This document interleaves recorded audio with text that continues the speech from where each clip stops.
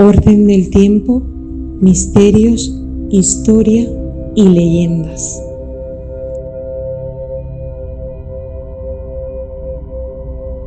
Sobre todo porque en el caso de Salem, digamos que lo que es en Europa ya se había eliminado prácticamente todo ese puritanismo. Pero claro, estamos hablando de Salem, estamos hablando de Estados Unidos, estamos hablando de Nueva Inglaterra, en fin, quiero decir que es un lugar como virgen todavía abierto a todas estas cuestiones y así sucedió.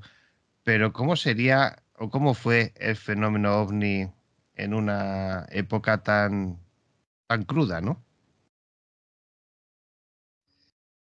Bueno, tenemos que remontar prácticamente al origen de lo que conocemos como la edad ufológica contemporánea o incluso eh, a decir verdad, ya había como concepto anteriormente relacionados con los ovnis, ¿no? Con esos objetos voladores no identificados que Kenneth Arnold, allá por el 25 de junio de 1947, pues consiguió identificar en ese vuelo en el estado de Oregón. Y anteriormente, durante la Segunda Guerra Mundial, pues había extraños encuentros, ¿no? Extraños encuentros eh, con extrañas luces. Muchos de ellos decían de que penetraba incluso las naves aéreas, tanto aliadas como enemigas, lo llamaban los Foo Fighters, pero no le daban ningún tipo de explicación.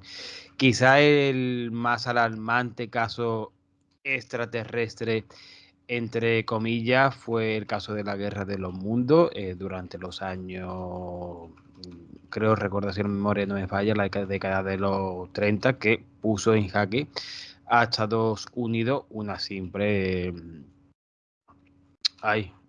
novela radiofónica, ¿no? Escrita por Orson Welles. Y no hay que olvidar que también el propio Lovecraft pues bebe de su propia mitología, creó su propia mitología cósmica, ¿no? Con seres de otro mundo, seres eh, extraterrestres. Vamos a partir del primer parte de estas creencias, ¿no? Relacionadas con los ovnis, religión, ufología y tal, de que el concepto ovni, como lo conocemos a día de hoy, pues fue evolucionando realmente, intentando buscar preguntas de qué eran realmente. Al principio el propio Kenneth Arnold quizá por circunstancias religiosas, quizá por incluso desconocimiento, era algo realmente extraño, ¿no?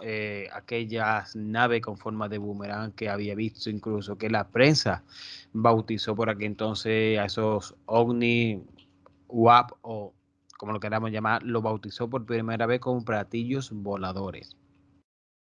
El propio Arno e incluso su familia, que posteriormente escribiría algún artículo o carta ante la gente que dudaba, decían de que era como una especie de vehículo similares a los descritos en el Antiguo Testamento, ¿no? Esta especie de carro, esta especie de ruedas celestiales donde viajaban los ángeles. Él decía de que eran una especie de, o él pensaba, no él creía, él pensaba de que no eran extraterrestres, sino eran como vehículos interdimensionales para viajar del mundo de los muertos o el más allá, el cielo, el paraíso, al mundo terrenal. Algo muy curioso, pero poco a poco, digamos que no se sabe si por causa de los expedientes del libro azul o cambio de corriente o incluso una propia evolución del propio Kerniano sobre los alienígenas extraterrestres,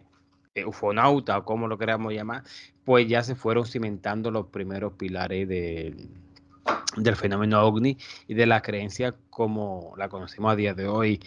Y en el caso de las religiones, sectas y demás, pues aquí en España pues tenemos algo muy, muy llamativo sobre esto y no es más que el fenómeno humo, ¿no? El fenómeno humo, que ya hemos estado hablando de ello. En mi canal tengo un vídeo documental que creo que se va a cumplir 2 años más o menos. Lo recomiendo a todo el mundo, hago un análisis. Y actualmente fue noticia porque posiblemente la Unión Soviética metió mano, a partir de ahí creó como una especie de secta, ¿no? Junto con Jordán Peña, y engañó a mucha gente que incluso a día de hoy sigue creyendo que ese fenómeno hipotético de unos alienígenas provenientes del planeta Humo, pues tuvieron contacto aquí en la Tierra y que iban a venir inminentemente, ¿no? Pero sin duda hay religiones ovni, ¿vale? Llamémoslas presuntamente religiones ovni. ¿Por qué? Por temas de abogado y que no pueden denunciar. Y yo soy pobre. No, aún no tengo los éxitos de Ibai y esta gente.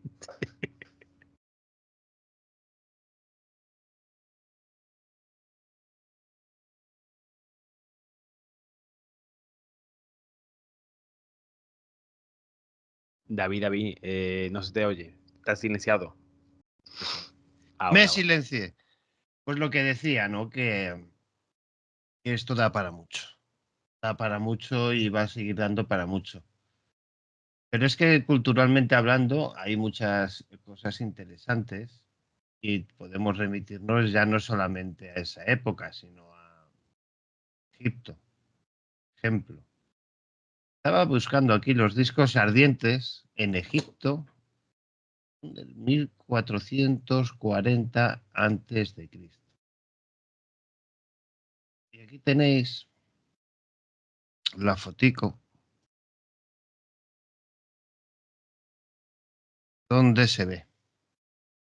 Tema muy interesante, por cierto, porque el papiro tuli también, extraterrestres en el Antiguo Egipto. Bueno, esto ya se desmintió, ¿no? Lo de aquellas imágenes en donde qué ciudad egipcia era, que parecían ovnis y parecían naves y tal. Eso ya se desmintió porque además era un escrito sobre un escrito, ¿no? Sí, efectivamente, eso se desmintió y no fueron más que eh, símbolos geográficos superpuestos uno encima del otro, que a día de hoy, pues, con una especie de paraidolia, ¿no? Pues nos hacen pensar que realmente podemos ver ovni, helicópteros, etc. Incluso muchos de ellos, pues, son creaciones muy, muy nuevas. Quizás por justificar ciertos hechos, ciertas cosas y tal. Quizás DBI tuvo mucho que ver en la creación de estos textos, pues ya hablaremos más adelante de DBI porque puede ser muy interesante, que puede dar respuesta a muchos de estos personajes que actualmente se van paseando por todas las redes sociales y ganando fama. Paseo por redes sociales. Madre mía, lo que acabas de decir. No, pues dale, dale si quieres, porque creo que había actualidad. Hace poco me dijeron, lo que pasa que se me ha pasado verlo, que había habido un avistamiento muy, muy, muy reciente, que había imágenes. Pues no tengo ni idea, la verdad que, verdad, básicamente ando muy desconectado no solo del fenómeno ovni, sino básicamente de todo. Últimamente parece que vivo en un monasterio dentro de una campana, que ando desconectado de prácticamente la vida, ¿no? Pero no tenía constancia, vamos, de dicho avistamiento. Y lo que voy a contar de VI, Zachariah Sitchin, tiene relación con lo que ha mostrado, ¿no? Nos tenemos que remontar a los años 30, un descendiente de judío, Zachariah Sitchin, pues quiere dar respuesta a diferentes preguntas, sobre todo, ¿por qué muchos mitos del mundo se parecen? ¿Por qué encontramos el mismo mito en la Biblia, en Sumeria, en Mesoamérica, en el mundo griego y tal? Y si realmente pues tendrían una base científica, perdón, una base real, hipotética, histórica. Y él empieza pues a divagar y llamar a esa primera cultura madre cultura central que dio posteriormente el origen a todas las civilizaciones que conocemos a lo largo de la historia, pero que se ha perdido. Y el único legado, ¿no? Son estos relatos del diluvio universal, estos relatos de la creación de los dioses a los hombres, como los hombres se rebelan ante los dioses o ante Dios, ¿no? Esos mismos relatos los podemos encontrar en toda la cultura del mundo. El propio Zecharia Sitchin lo llama, si mal no recuerdo, los Nefilim. No, perdón, los Nefilim son los hijos, ¿no? De los dioses o de los gigantes, en este caso, con las mujeres. Él lo llama Anunnaki, que según el propio Zecharia Sitchin provienen de un mundo que ha sido devastado y vienen aquí como si fuesen enviados de colonias, ¿no? Montan su colonia en lo que él llamaría, o lo que podemos situar en el Próximo Oriente, en lo que se situó alguna vez Sumer, ¿no? El Golfo Pérsico, donde también entroncaría con el mito del Jardín del Edén. Y aquí, pues, mediante experimentos genéticos, modificarían a los antiguos primates, a los antiguos homínidos, para dar paso, ¿no? a nosotros, a los seres humanos, que tendrían relaciones con sus creaciones, nacerían diferentes híbridos, ¿no? Que diferentes culturas pues, lo llamarían los dioses de los diferentes panteones, incluso los semidioses, ¿no? Y como estos al fin y al cabo se aliarían con la humanidad y derrotarían a sus propios creadores. De ahí vendrían los presuntos linajes reales. ¿Por qué digo esto? Porque ya se entroncaría con las famosas teorías de las conspiraciones, ¿no? De que todas las familias reales y poderosas del mundo pues descienden de estas líneas genéticas alteradas y serían los más puros. Después Estaba lo de las cabezas negras, ¿no? Sí. Por ahí andaba. Pero hay que tener algo muy curioso. El propio Zecharia Sitchin describió a estos seres básicamente como humanos, pero muy altos y grandes, ¿no? ¿Por qué digo esto? Porque estos Anunnaki de Zecharia Sitchin canónicamente se contradicen con los Anunnaki que posteriormente DBI pues, nos mostrará. DBI es un conspiranoico del Reino Unido que está metido prácticamente el padre de todas las conspiraciones. Retomará el legado de Zecharia Sitchin y quizá muy influenciado por la serie V. Decían de que esos Anunnaki pues, eran reptilianos, eran lagartos, ¿no? Y pues empezarían a nacer pues toda este ideario, ¿no? De gente que se paseaban por diferentes, o se paseaban por diferentes platos. Ahora muy manos se graban y empiezan a decir lo que dicen. Y aparte de eso, pues también como creencia, ¿no? Tenemos quizá una de las presuntas iglesias, la cienciología, que también está muy relacionada con el fenómeno OVNI en Estados Unidos. Y creo que es el culmen de la creación es volver a un mundo ideario, porque aquí, no sé, hace tiempo hice un vídeo sobre ello, pero se me entronca demasiado con algunas cosas de los mormones, también de otras ramas ovni y tal.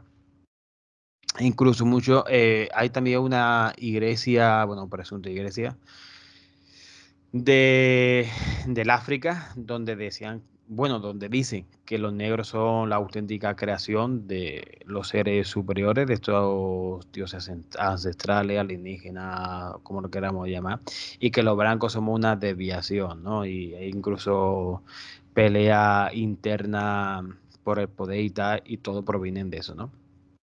De productos con los extraterrestres y tal. Creo que la cienciología tenía algo que ver, algo con Hawái, volcanes y reencarnaciones de extraterrestres, si la memoria no me falla.